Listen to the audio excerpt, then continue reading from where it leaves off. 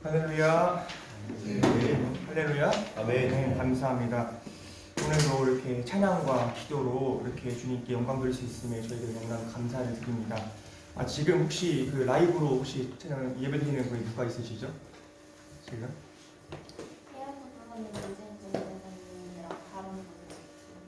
안녕하세요. 여러분 함께 인사하실까요? 주님의 이름으로 환영합니다. 주님의 이름으로 환영합니다. 주님의 이름으로 축복합니다. 주님의 이름으로 축복합니다. 네, 제가 이렇게 온라인으로 한번 여쭤본 게 이제 이제 사정이 계셔서 이렇게 온라인으로 들으시지만 온라인으로서의 예배 드리는 것도 어떠한지 우리들에게도 예배를 드리시면 은혜를 나눌 수 있으실 것 같고 우리에게도 피드백을 해줄 수 있지 않을까라고 제가 한번 집에서 생각을 해봤어요. 그래서 되게 좋을 것 같고 오늘도 짧은 시간이지만은 주님께 저희들이 집중된 마음으로 저희들이 진실한 마음으로 예배를 올려드렸으면 좋겠습니다. 아멘이시죠? 네. 그래서 오늘 말씀은 이제 원래 이제 혜연 전도사님께서 말씀을 전하셔야 되는 부분인데 이제 유구가 되셔서 제가 대신해서 전달을 하도록 하겠습니다. 이제 기복신앙과 거짓이라는 제목을 가지고 두 번째 시간에 나눠볼 건데요. 페이지로는 129쪽입니다. 먼저 페이지부터 펴주시겠어요? 129쪽이에요. 지난 시간에 했던 내용들에 대해서 다 얘기하면 너무나 시간이 많이 걸리기 때문에 우선은 제목은 125쪽에 지금 여기 아래에도 나와 있지만 제목이 뭐라고 되어 있어요? 기복신앙과 거짓. 네, 다시 한번 얘기해 볼까요? 기복신앙과 거짓. 네, 그래서 이게 포인트예요. 그래서 이 기복신앙과 거짓이라는 제목을 가지고 우리가 나눠볼 거고요. 저번 시간에 나눴던 제목을 제가 짧게 읽어드리면은 거짓신앙 책에서는 거짓이 가득합니다. 한번 기억을 되살려 보는 거예요. 그 다음에 거짓의 의미에 대해서 1번 말씀하신 거짓은 반드시 교리가 잘못된 것이 아니다. 2번 영적 분별력이 없으면 거짓이 될 수 있습니다. 라는 말씀으로 나눠봤는데 이제 그거에 대해서 조금 더 심화를 들어가고 세부적으로 나눠보도록 하겠습니다. 오늘 말씀 볼게요. 129쪽 제일 위쪽에 파란 글씨 제목 함께 읽어볼까요? 시작. 거짓은 능력이 없습니다. 네, 뭐가 없다고요? 네, 능력이 없어요. 이따가도 문제도 나오지만은 능력이 없다고 합니다. 어떤 능력이 없는 건지 어떤 뜻인지 한번 살펴보도록 하겠습니다. 우리가 먼저 이 첫 페이지 같은 경우에는 제가 이렇게 한 밑단락이나 좀 이렇게 조금 핵심적으로만 얘기해서 넘어갈 수 있을 것 같아요. 그래서 아래에 좀 반복되는 내용들이 있기 때문에 함께 보도록 하겠습니다. 예레미야 7장 1절에서 8절을 읽고 다음에 물음에 답하십시오. 자, 우리가 집중되는 마음으로 말씀 한번 읽어보도록 하겠습니다. 찾아볼까요? 예레미야 7장입니다. 예레미야 7장. 렘이라고 되어 있죠. 예레미야 7장. 함께 말씀 읽어보는 것이 큰 은혜가 되고 큰 의미가 있다고 제가 말씀을 많이 드렸습니다. 예레미야 7장 1절에서 8절입니다. 이번에는 남자부터 해서 남녀 교독을 해보도록 하겠습니다. 1절부터 남자 먼저 읽겠습니다. 시작. 여호와께로부터 예레미야에게 말씀이 임하니라. 이르시되 너는 여호와의 집 문에 서서 이 말을 선포하여 이르기를 여호와께 예배하러 이 문으로 들어가는 유다 사람들아 여호와의 말씀을 들으라. 만군의 여호와 이스라엘의 하나님께서 이와 같이 말씀하시되 너희 길과 행위를 바르게 하라. 그리하면 내가 너희로 이곳에 살게 하리라. 너희는 이것이 여호와의 성전이라 여호와의 성전이라 여호와의 성전이라는 거짓말을 믿지 말라. 너희가 만일 길과 행위를 참으로 바르게 하여 이웃들 사이에 정의를 행하며 이방인과 고아와 과부를 압제하지 아니하며 무죄한 자의 피를 이곳에 흘리지 아니하며 다른 신들 뒤를 따라 화를 자초하지 아니하면 내가 너희를 이곳에 살게 하리니 곧 너희 조상에게 영원 무궁토록 준 땅이니라. 같이 읽겠습니다. 보라 너희가 무익한 거짓말을 의존하는도다. 아멘. 문제 풀어보도록 하겠습니다. 1번 문제예요. 하나님은 무엇을 두고 거짓이라고 하십니까? 4절 한번 볼까요? 4절에 뭐라고 나와 있어요? 반복되는 내용이 있죠. 반복되는 네, 어떤 것이 이것이 하나님의 성전이라, 그죠? 여호와의 성전이라 그거 적어보시면 되는 거예요. 이것이 하나님의 성전이다 라고 해서 이 오타 아니에요? 3번씩이나 나와 있죠, 그렇죠? 말씀에 그만큼 그들이 반복을 했다는 얘기예요. 이것이 하나님의 성전이라 여호와의 성전이라 적어보시면 돼요. 바로 이어서 거짓말의 특징이 무엇입니까? 라고 해서 마지막 절에 같이 읽었죠. 방금에 어떻다고 되어 있어요? 거짓말은 어떻다? 네, 맞아요. 무익하다. 그리고 제목에 뭐가 없다고 했어요 아까? 능력이 없다. 둘 다 쓰시면 되는 겁니다. 무익하다, 능력이 없다. 그 두 가지가 답이 됩니다. 거짓말은 아무 의미가 없구나, 무익하구나, 아무 나에게 이득되는 것이 없구나 라고 볼 수 있어요. 하나님은 예레미야를 예루살렘 성전으로 보내어 안식일에 예배하는 자들에게 너희는 이것이 여호와의 성전이라 하는 거짓말을 믿지 말라라고 외치라고 하셨습니다. 예레미야에게 예루살렘 성전이 하나님의 전이라는 사실은 성경에도 수없이 나와 있을 뿐 아니라 전통적으로도 수백 년 동안 그렇게 믿어왔던 의심할 나위 없이 실한 사실이었습니다. 그런데 그게 거짓이라는 거예요. 만약 여러분들이 우리가 그 시대에 살았다면, 우리가 잘은 모르지만 지금 이 내용을 토대로 그때 있었다고 생각을 해봐요. 그러면은 소위 평화의 선지자들 vs 예레미야의 말 중에 우리가 누구의 말을 믿었을지 한번 생각을 해보자는 말씀입니다. 과연 누구의 말을 믿었을까요? 저부터도 시작해서 쉽게 많은 선지자들의 말을 믿지 않았을까 생각을 해보는 거예요. 묵상을 해보면 평화의 선지자들 하면 일단은 뭐예요? 사람이 한 명이에요? 많아요? 많죠. 엄청 많아요. 대다수를 뜻하는 거예요. 근데 예레미야는 한 명이에요? 많아요? 한 명이죠. 일단은 수부터가 많이 차이가 나요. 그 다음에 평화의 선지자들, 말이라는 게, 평화라는 게 정말 멋지고 아름다워 보이는 말이잖아요. 그래서 그리고 모양도 정말 멋져요. 이렇게 막 예복도 갖춰 입고 딱 한단 말이에요. 그래서 듣기 좋고 보기에도 멋져 보여요. 근데 vs 예레미야는 듣기 싫은 말이에요, 우리한테.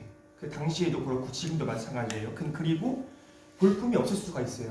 그러면은 이 중에서 우리가 어떤 말을 들을 수 있을 것이냐라고 생각해보는 거예요. 그래서 제가 좀 멘트를 적은 건 뭐냐면은 우리가 지금 살아가는 지금 시대에서, 때에서 꼭 사람이 많이 얘기를 한다고 해서 꼭 맞는 얘기도 아니에요.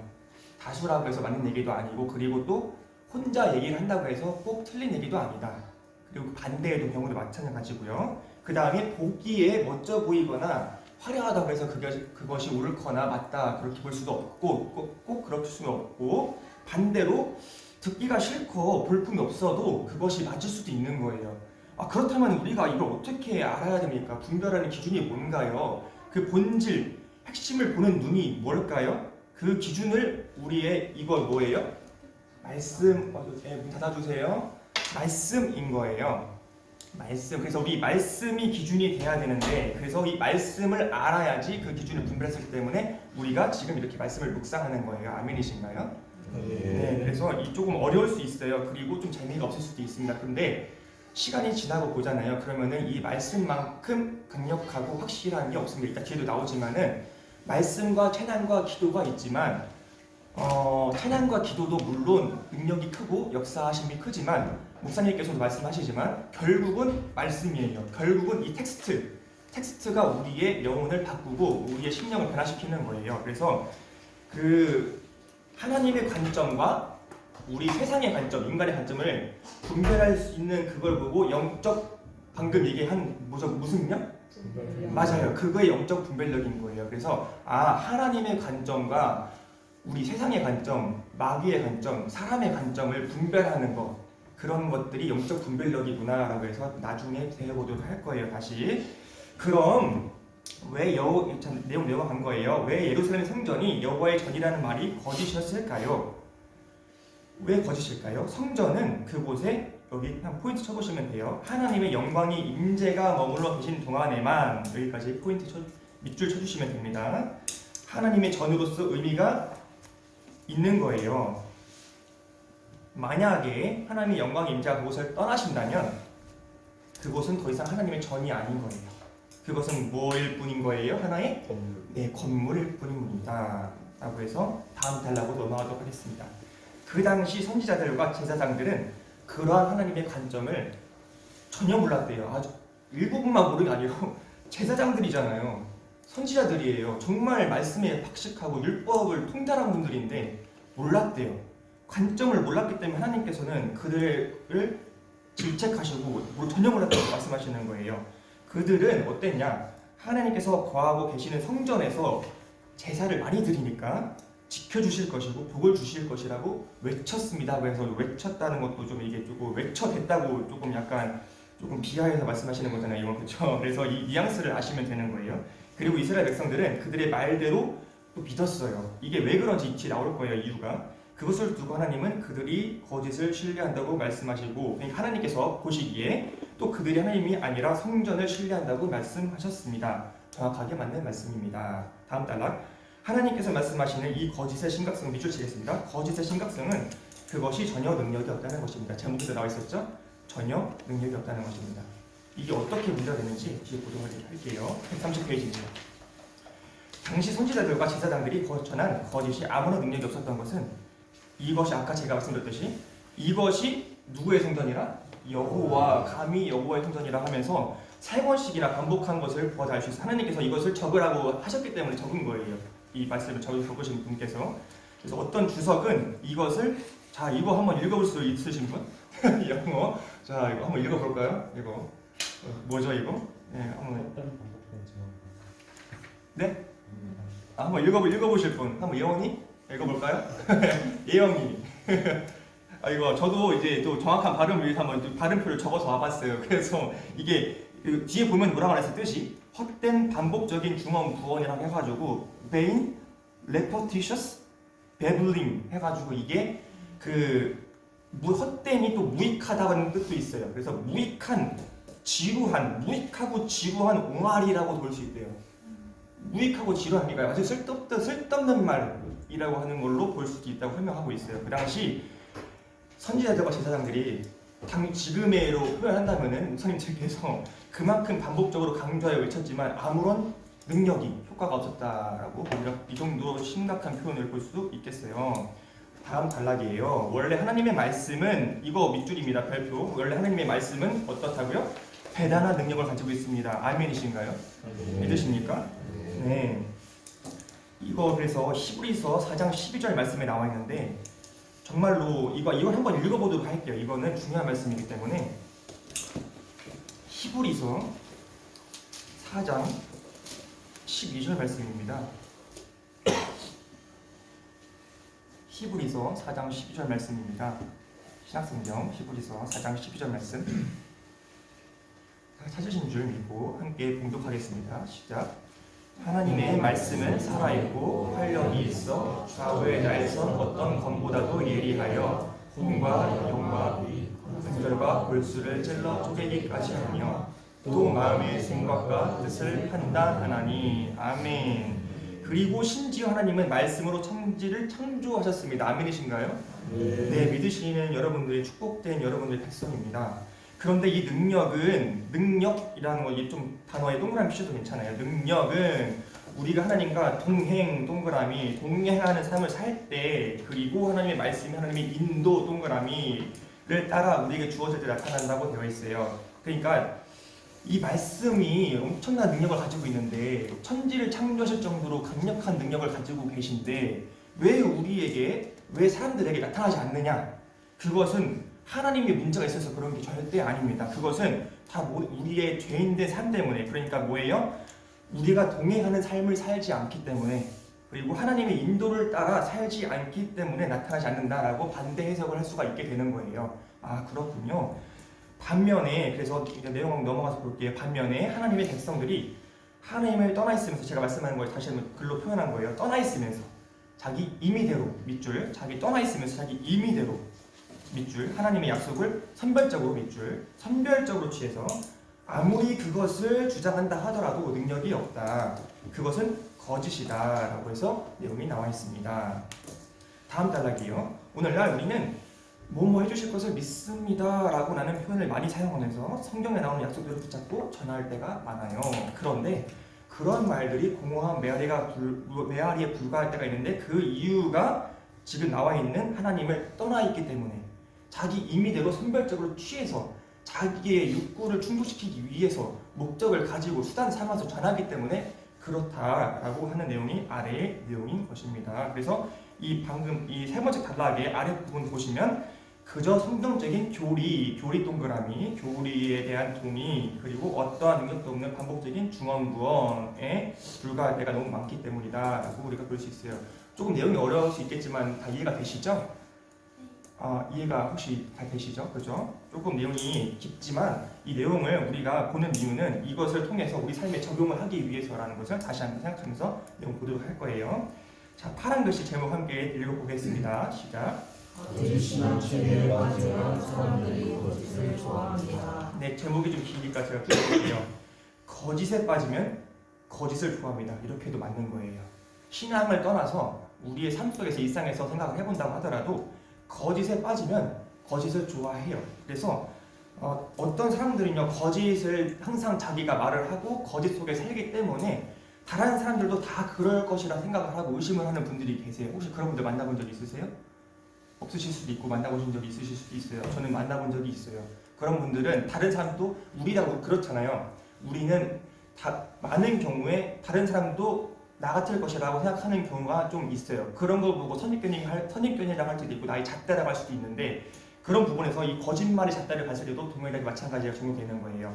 거짓에 사는 사람은 거짓을 좋아하게 되어 있고 남들도 그럴 것이라고 판단을 하고 의심을 해요. 항상 의욕을 가지고 살아갑니다. 그렇기 때문에 그 사람 삶 속에서 그 거짓된 삶이 그 사람에게는 오히려 이미 심판인 것이에요. 말씀에 나와 있듯이.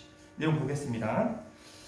그래서 이 거짓을 좋아한다는 건요, 우리가 쉽게 이해할 수가 없는 일이라고 되어 있어요. 말씀 이사야 1장 10절에서 15절, 30장 9절에서 11절 빨리 읽어보도록 할게요. 그 왼쪽에 나와 있는데 이 앞에 말씀은 생략을 하고 30장 9절에서 11절 말씀 왼쪽 아래에 나와 있는 거 있으시죠? 함께 읽어보도록 하겠습니다. 시작. 대저 이는 패역한 백성이요 거짓말하는 자식들이요 여호와의 법을 들으기 싫어하는 자식들이라. 그들이 선견자들에게 이르기를 선견하지 말라. 선지자들에게 이르기를 우리에게 바른 것을 보이지 말라. 우리에게 부드러운 말을 하라. 거짓된 것을 보이라. 너희는 바른 길을 버리며 첩경에서 돌이키라. 이스라엘의 거룩하신 이를 우리 앞에서 떠나시게 하라 하는도다. 아멘. 그래서 여러분들은 그렇게 많은 의식과 희생과 기도를 드린 이사야 시대 이스라엘 백성들이 하나님께 정말로 그렇게 말했다고 생각을 하나요? 그러니까 그 거짓으로 그렇게 말을 해서 하나님께 그렇게 올려드려가지고 막 거짓말을 해가지고 하나님께서 이렇게 말씀하셨다고 생각하냐 그 뜻이에요. 예일까요? 아니올까요? 이 질문의 취지는 뭘까요? 아니오입니다. 그분들은 말을 항상 아름답게 했어요. 하나님을 찬양합니다. 하나님을 경배합니다. 했지만 그들의 삶과 말이 달랐기 때문에 이 말씀이 나오는 거예요. 아래도 한번 볼게요. 예레미야 6장 20절, 18장 11절, 12절. 이거 짧은 말씀이니까 오른쪽 위에 있어요. 함께 읽어보도록 할게요. 시작. 시바에서 유향과 모든 곳에서 향품을 내게로 가져오면 어찌함이냐. 나는 그들의 번제를 받지 아니하며 그들의 희생 제물을 달게 여기지 않노라. 아멘. 바로 아래 읽겠습니다. 시작. 그러므로 이제 너는 유다 사람들과 예루살렘 주민들에게 말하여 이르기를 여호와의 말씀에 보라. 내가 너희에게 재앙을 내리며 계책을 세워 너희를 치려하노니 너희는 각기 악한 길에서 돌이키며 너희의 길과 행위를 아름답게 하라 하셨다 하라. 그러나 그들이 말하기를 이는 헛되니 우리는 우리의 계획대로 행하며 우리는 각기 악한 마음이 완악한 대로 행하리라 하느니라. 아멘. 방금 마지막 부분에 나와 있지만 이렇게 얘기를 했다고 말씀에 기록이 되어 있는 거예요. 그래서 문제 함께 볼게요. 여러분은 그렇게 많은 희생을 드리고 똑같이 지금 나오고 있는 거예요. 계속 멘트가 그렇게 많이 사모한 예레미야 시대 이스라엘 백성들이 하나님께 정말로 그렇게 말했다고 생각을 하시나요? 예일까요? 아니면 아니올까요? 정말 그렇게 말을 했을까요? 일단 말 자체를 보는 거예요. 말을 했을까요? 아닐까요? 아니죠. 네, 맞아요. 아니요예요. 아니요. 그럼 하나님이 그들이 하지도 않은 말을 했다고 하시는 분이어서 그렇게 적은 걸까요? 더더군다나 아니죠. 이것도 아니오라고 적어보시면 되는 거예요. 그래서 그거에 대한 해답이 오른쪽에 나와 있습니다. 이 이유는요. 아까도 제가 잠깐 영적 분별력을 얘기하면서 말씀드렸지만 세상 우리 인간의 관점과 하나님의 관점이 다른 데에 있습니다. 이 밑줄 쳐주시면 되는 거예요. 우리의 관점과 하나님의 관점이 다른 데에 있습니다. 이것이 포인트예요. 여기 문단에서 너무나도 많이 다릅니다. 그래서 하나님의 관점을 따라야 되는 거예요. 우리는 우리가 입 동그라미, 입으로 말하는 것을 말한 것이라 생각을 해요. 그러나 하나님은 우리가 행동 동그라미, 행동으로 한 말을 우리가 말한 것이라고 생각하십니다. 그래서 제가 멘트를 드리면 하나님께서는 우리의 생각보다 우리의 행동, 행함을 되게 중요시하게 보세요.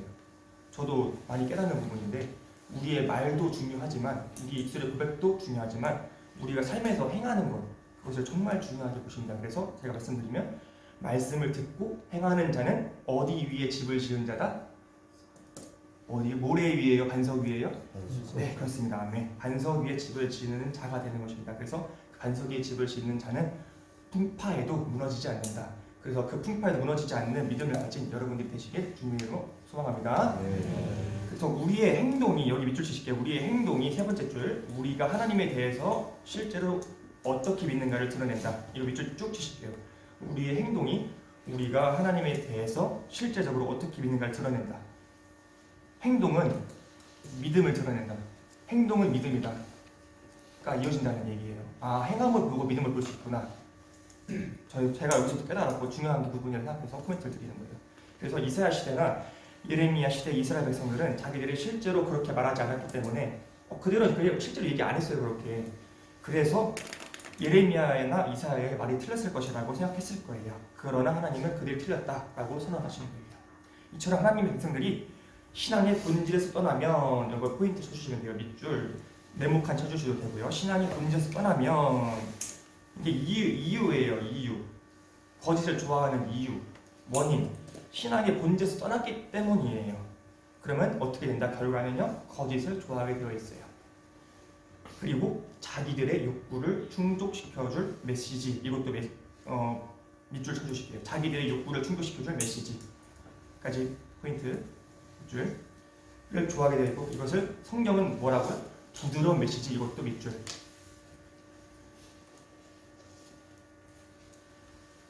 그러니까 우리들의 말로 하면요, 듣기 좋은 말을 하는 거예요. 아, 듣기 좋은 말 좀 해주세요. 지금 저번에 계속 나오는 말이잖아요. 듣기 좋은 말 좀 해주세요, 목사님.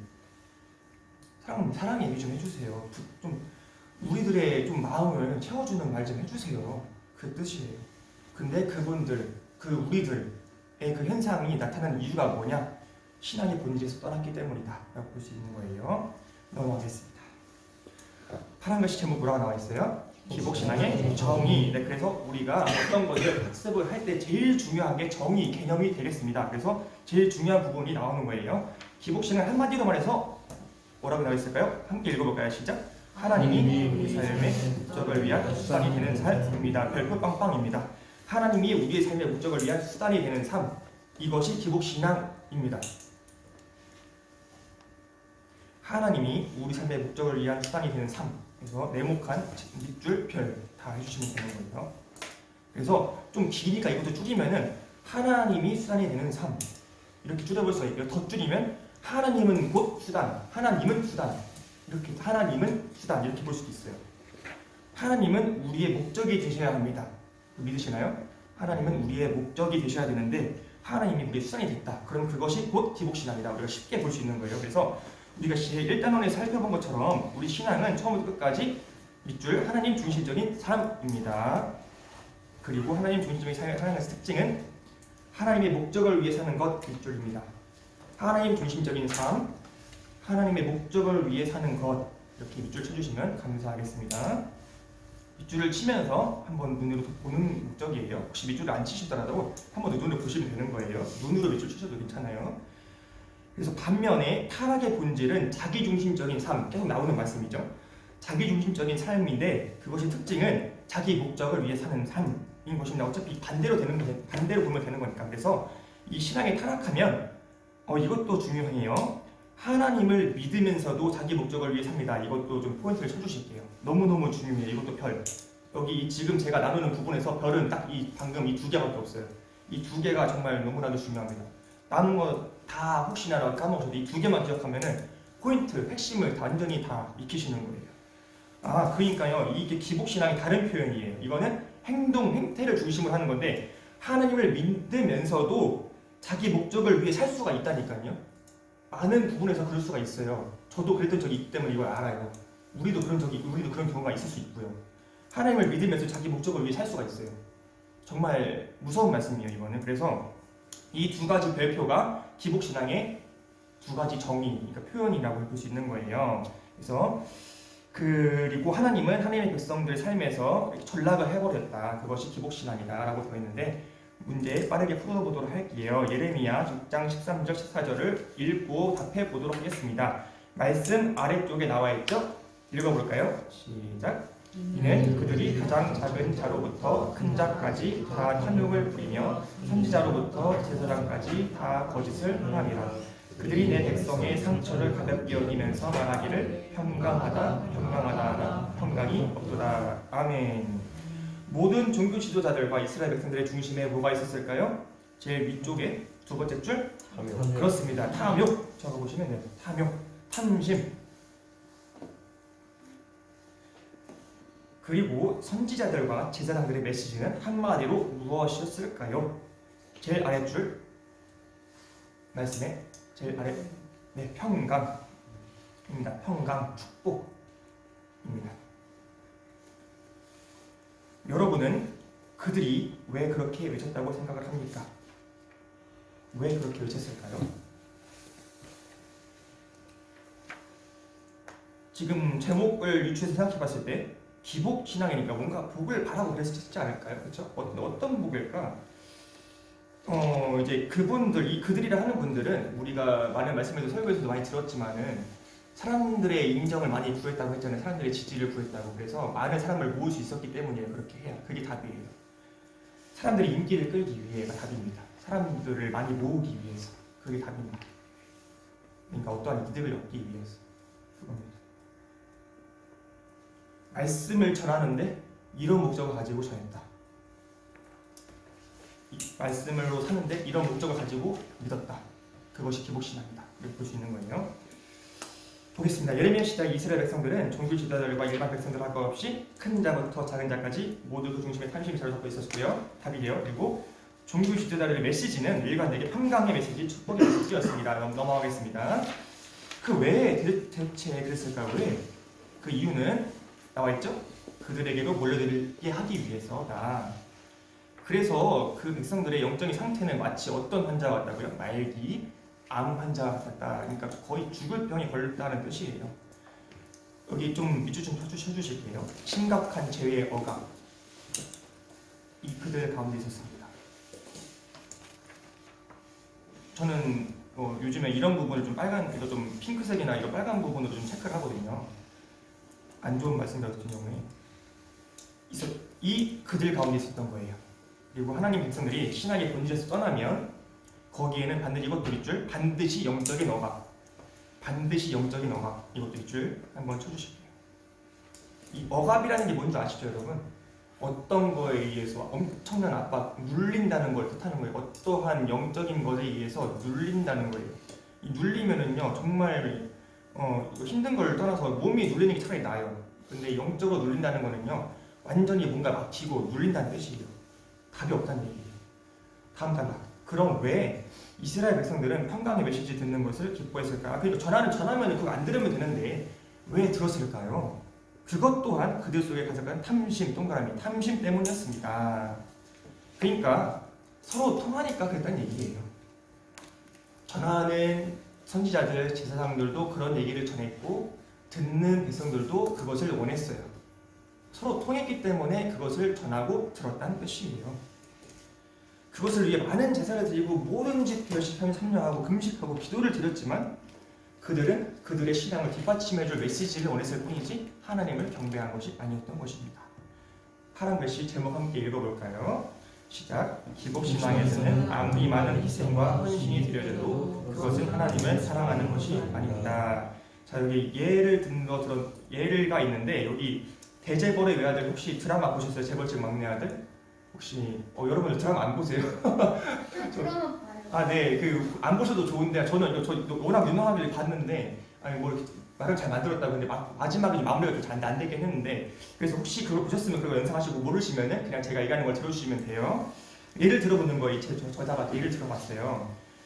어떤 정말로 엄청난 재벌집에 하나뿐인 아들이 있어요. 근데 어떤 여자가 그 남자를 졸졸 쫓아다녀요. 모든 걸 다 해줘요. 그 남자에 대해서 모든 걸 다 조사를 하고 좋아하는 모든 걸 하고 싫어하는 모든 걸 다 안 해.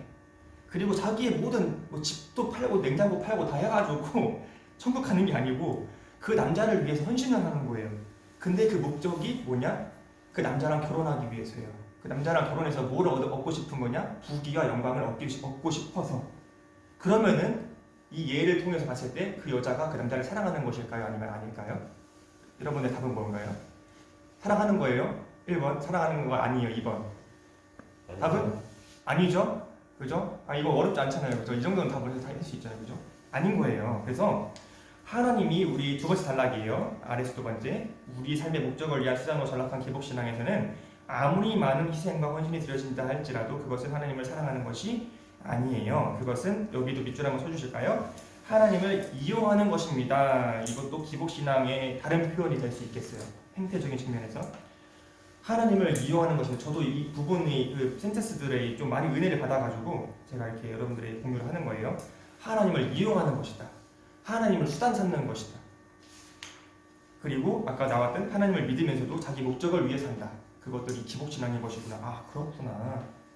그래서 하나님께서는 이사야 시대와 예레미야 시대에 그 많은 희생들과 헌신들을 받지 않으셨어요. 성경에 의하면 탐심이 지금 나와 있는 아까 문제의 답이었잖아요. 탐심을 모르고 여기 뭐라고 나와 있을까요? 네 글자 뭐라고 나와 있어요?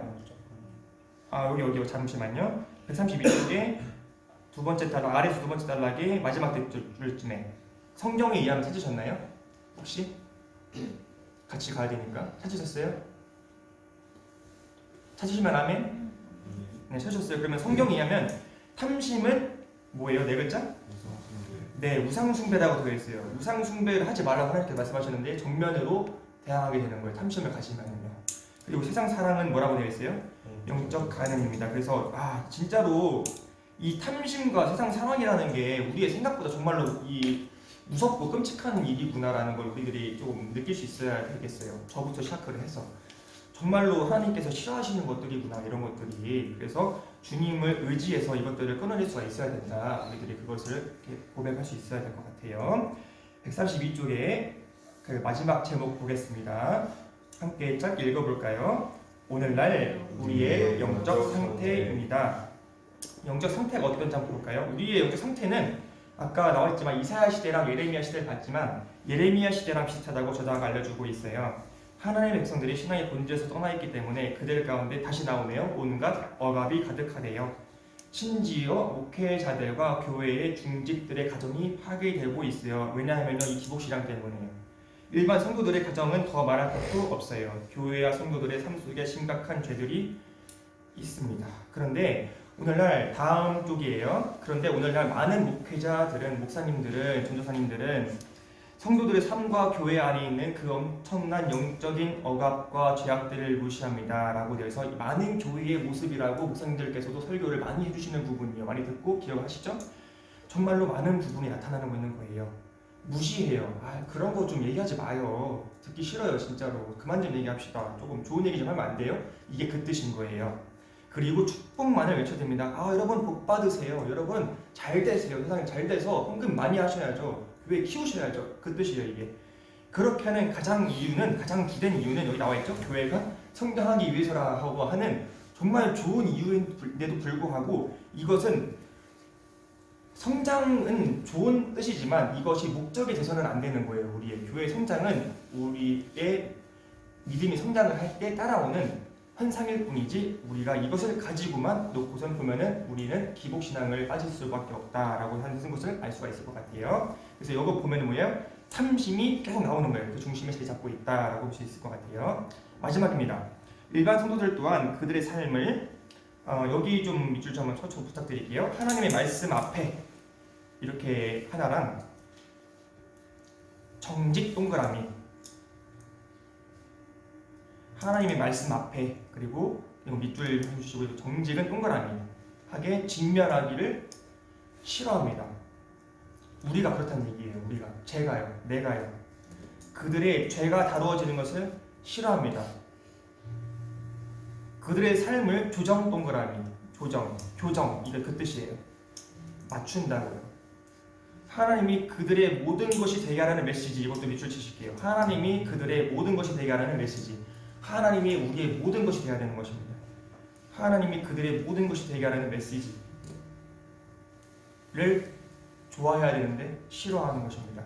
이거 왜냐하면 우리의 죄성 때문에. 그들은 세상에서의 자기 목적을 뒷받침해줄 기복적인 메시지를 원해요.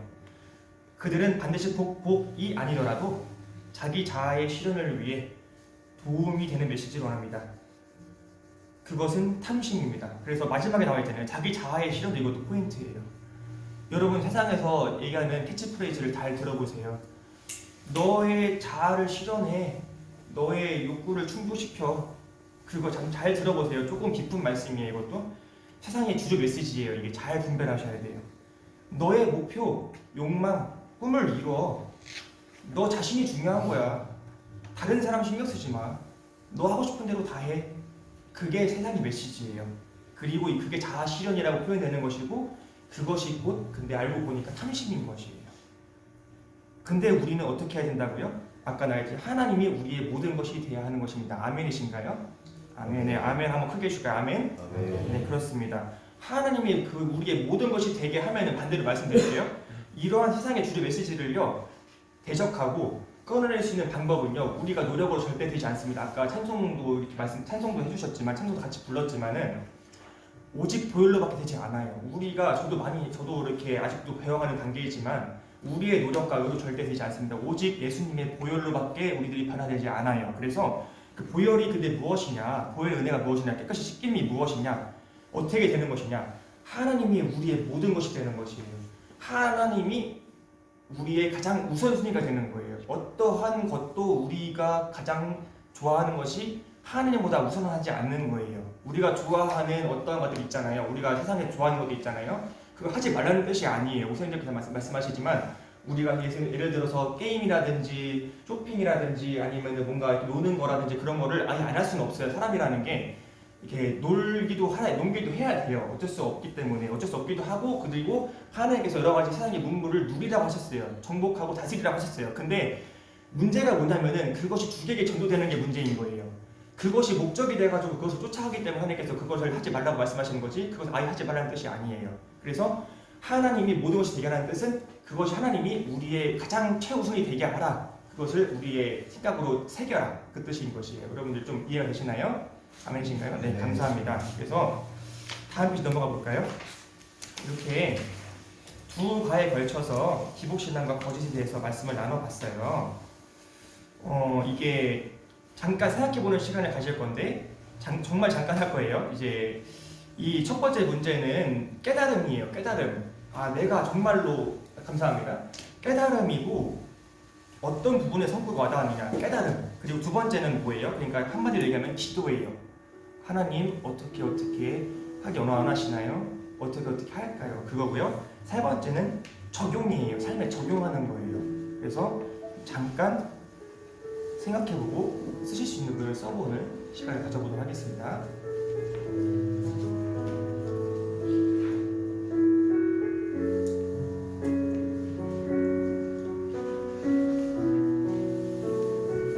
썼다고 해서 꼭 시키거나 그러지 않을 테니까 편안한 마음으로 쓰셔도 괜찮아요.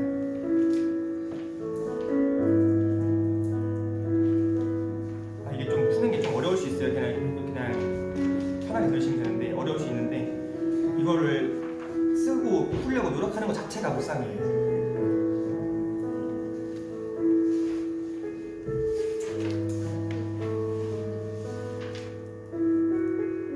책을 넘겨보면서 다시 보셔도 괜찮고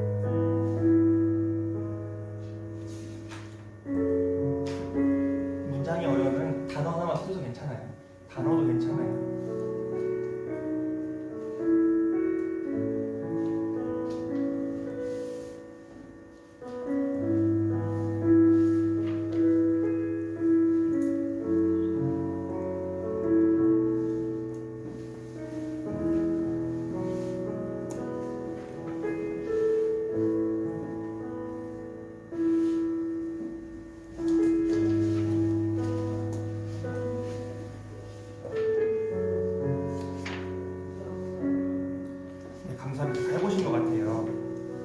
혹시 나누고 싶으신 분 있을까요? 혹시 한번 제가 해볼래요? 아, 눈이 마셨네요. 아니 의도하지 않았는데 한번 그첫 번째 어떤 부분이 좀 깨달아서 와닿았어요? 저는 여기 31쪽 오른쪽 아래 보면 작은 자부터 큰 자까지 다 탐욕을 부리며 비오고만 내 백성의 상처를 가볍게 여기면서 말하기를 평강하다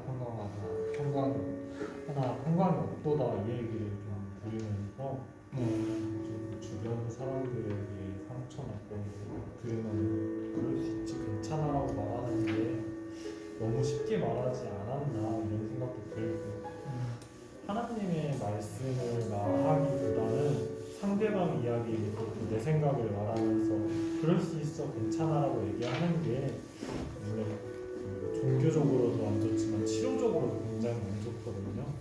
그래가지고 그 이야기를 들으면서 내가 함부로 말을 하면 안 되겠고 그리고 영적으로 그 증거가 있고 치료적으로 증거가 있는 말만 해야겠다라고 다시 한번 느끼게 됐고 이 부분을 보면서 당신의 기도를 바꾸어 주시려면 하나님을 수상으로 여기는 것이 아니라 목적으로 여기면서 이거를 잡아가면서 앞으로 나아가야겠다.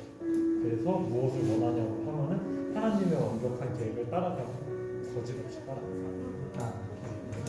아멘. 감사합니다. 그 모든 걸 다 얘기해 주신 것 같아요. 마무리하겠습니다. 그 얘기 잘 들으셨나요? 다 들어주셨나요? 그 이제 혹시 못 들으셨으면은 그 유튜브에 나옵니다. 유튜브에 나오고 여기 인스타에도 올라와 있으니까 혹시 이 부분에 대해서 정말 좋게 말씀 다 해주셨어요. 거의 다 제가 할 말을 다 해주셨어요. 그래서 다 해주셨고 그 이렇게 그 제가 이렇게 물어보고 하는 이유는 막 이렇게 의무를 부담시키고 그런 게 아니고 여러분들에게 나눌 수 있는 기회를 드리기 위함이에요. 하고 싶은 사람이 있을 수 있어요. 그래서 근데 그렇게 제가 만약에 안 물어보면 그게 기회가 없어지는 거잖아요. 그래서 그런 부분에 반대로 생각해 주시면 감사할 것 같아요. 더. 그래서 이 묵상하는 것 자체가 하나님과의 교제고 우리들의 삶을 신앙을 성숙하게 하고 주님을 따라가는 제자가 되는 제자 훈련인 것을 여러분들이 아셨으면 좋겠어요. 그래서 좀 어려울 수 있겠지만은 계속해서 해 나가는 우리 청년 됐으면 좋겠습니다. 감사합니다. 준비하신 헌금 있으시면 헌금 해주시고.